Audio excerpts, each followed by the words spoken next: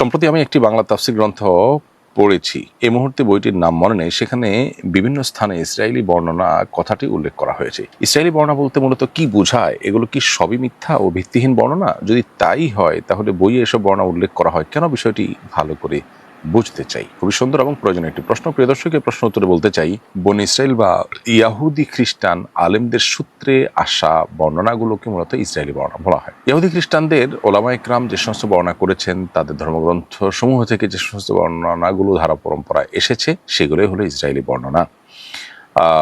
Israeli বর্ণনার সব যে বাতিল তা কিন্তু না। ইসরায়েলি বর্ণনার মধ্যে সত্য আছে, মিথ্যাও আছে, সঠিক আছে, ভুলও আছে। ইসরায়েলি বর্ণনার সঠিক এবং ভুল নিরূপণ করার মাপকাঠি হলো কোরআন এবং হাদিসের সাথে তার সামঞ্জস্যতা থাকা না থাকা।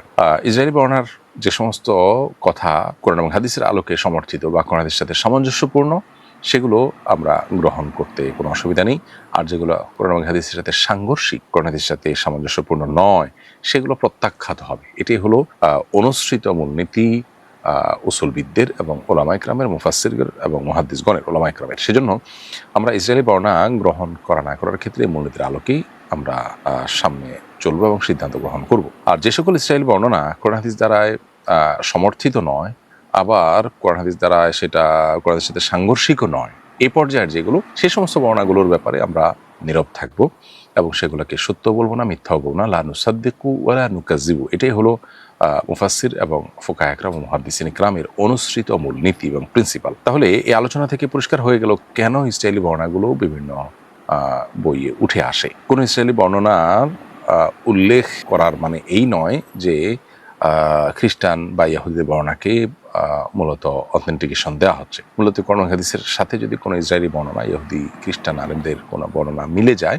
তখন সেটা উল্লেখ করতে কোনো অসুবিধা থাকে না, কারণ সেটি ইসলামে গ্রহণযোগ্য।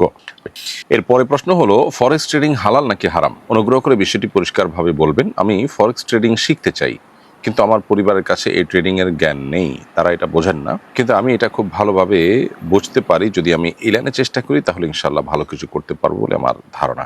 প্রিয় দর্শক, খুবই গুরুত্বপূর্ণ একটি প্রশ্ন এবং আমার ধারণা এই প্রশ্নটি আরো অনেক দর্শকের মনের প্রশ্ন। এই প্রশ্ন উত্তর আমরা বলতে চাই, ফরেক্স মূলত বলা হয় ফরেন এক্সচেঞ্জকে। ফরেন এক্সচেঞ্জের সংক্ষিপ্ত রূপই মূলত ফরেক্স। আর এই ফরেক্স ট্রেডিং এর ব্যবসা বা ফরেন কারেন্সির এক্সচেঞ্জের যে ব্যবসা, এটা মূলগতভাবে কোনো নাজায়েজ বা হারাম ব্যবসা নয়। কিন্তু ফরেক্স ট্রেডিং এর যে প্রচলিত রূপ আছে অনলাইনে, যে আপনি 1000 বা 2000 ডলার দিয়ে একটা অ্যাকাউন্ট আপনি ওপেন করলেন, এরপর নিয়মিতভাবে এই ব্যবসা চলমান থাকে। এখানে আপনার এই টাকার, আপনার এই ডলারের বা যেটা আপনি কিনলেন, যে কারেন্সি আপনি কিনলেন, সেটা দিয়ে যে ব্যবসা হচ্ছে, কর্তৃপক্ষ যে ব্যবসা করছেন, সেটা সম্পর্কে আপনার আসলে কোনো ধারণাও থাকে না।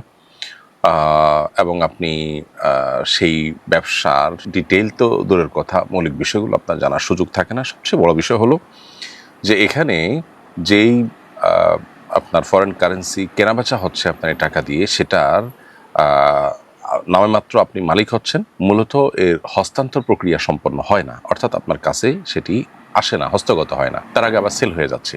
শরীরের একটা গুরুত্বপূর্ণ মূলনীতি হলো, কোনো মাল, কোনো সম্পদ কেনার পর সেটা হস্তগত হওয়ার আগে সেল করা জায়েজ নেই। এরকম আরো অনেকগুলো বিষয় আছে এখানে, যে বিষয়গুলোর কারণে ফরেক্স ট্রেডিং এর প্রচলিত রূপ এটি শরিয়া দৃষ্টিকোণ থেকে জায়েজ নয়। এমনিতে ফরেন কারেন্সির ব্যবসা, এক্সচেঞ্জের ব্যবসা মৌলিকভাবে জায়েজ আছে, কিন্তু অনলাইনে এভাবে ফরেক্স ট্রেডিং যেভাবে করে, এই প্রক্রিয়া কেনাবেচা জায়েজ নয়। বিধায় আপনাকে এই পদ্ধতির বাইরে অন্য কোনো উপায়ে ব্যবসা আপনাকে করার চেষ্টা করতে হবে। আপনি নিয়মতান্ত্রিকভাবে লাইসেন্স নিয়ে আপনি নিয়মতান্ত্রিকভাবে যথাযথভাবে আপনি ফরেন কারেন্সি কিনে তারপরে সেটা বিক্রি করলেন, সেখান থেকে প্রফিট করলেন, সেটা জায়েজ আছে। কিন্তু এর বাইরে আপনি ফরেক্স ট্রেডিং বা এই জাতীয় আরও যেগুলো আছে, ডে ট্রেডিং টাইপের, এগুলোতে আপনি ইনভেস্ট করলে সেটা জায়েজ হবে না। এ বিষয়ে আল্লামা তাকি উসমানী সাহেব হাফিজাহুল্লাহ সহ আরও অন্যান্য ওলামা ইকরামের ফতোয়া রয়েছে। বিস্তারিত আপনি জানতে পারেন বাংলাদেশের অর্থনীতি, ইসলামিক ফাইন্যান্স এবং ইসলামী অর্থনীতি বিষয়ক একটি গুরুত্বপূর্ণ প্রতিষ্ঠান আইএফএ কনসালটেন্সি, তাদের বিস্তারিত একটি ফতোয়া রয়েছে এই মর্মে।